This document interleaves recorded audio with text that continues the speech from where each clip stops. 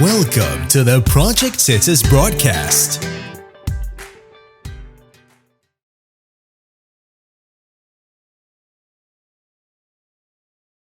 Now I want to tell you a great story, how tzitzis saved somebody's life.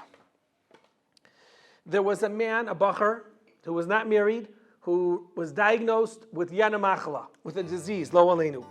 And the doctor told him to come in for x-rays, and they were going to give him chemotherapy medication. And the bacher was at the hospital when the nurse said, please take off your shirt and your t-shirt and whatever that is, the tzitzis, because we want to be able to take a good x-ray and want to be able to make sure the treatment is administered properly. And the boy said, no, I'm not taking off my tzitzis. And the lady was tough. She says, no, you're going to take off your tzitzis. I gave orders. And the boy stuck to his guns. He said, no, I'm sorry, I don't take off my tzitzis. My tzitzis is a special protection. I'm not taking it off. And she was somewhat not an Ohev Yisrael. She didn't exactly love yeshiva boys like you do. And she started saying, okay, if you don't take off the garment, we're not going to do the medication.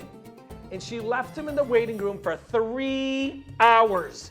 No one ever wants to be in a waiting room for 3 minutes, let alone 3 hours.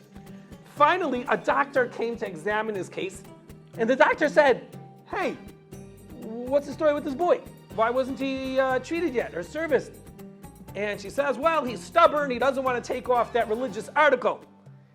And the doctor started schmoozing with her, what medication was he supposed to get? And then the doctor came out of the room. He was sweating. He looked like he saw a ghost. He was shaking. He said to the boy, okay, don't worry. We're going to give the medication real quick, a small dose. You should be good. Should be fine. And then he told the boy, you want to know why I was shaking and trembling? The nurse accidentally was going to give him such a strong radiation that Chas v'Shalom would have caused him to die. So, because he didn't want to take off his tzitzis, he was in the waiting room. So he didn't get that strong dose.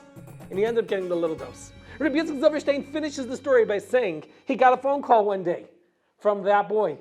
And he said that he had a refuah shalema, and he got married, and he has children.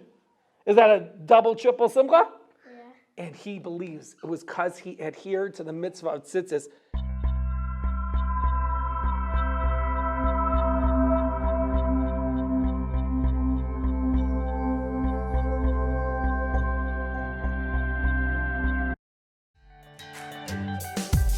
Project Tzitzis. Free tzitzis for anyone who doesn't wear tzitzis and would like to start wearing tzitzis.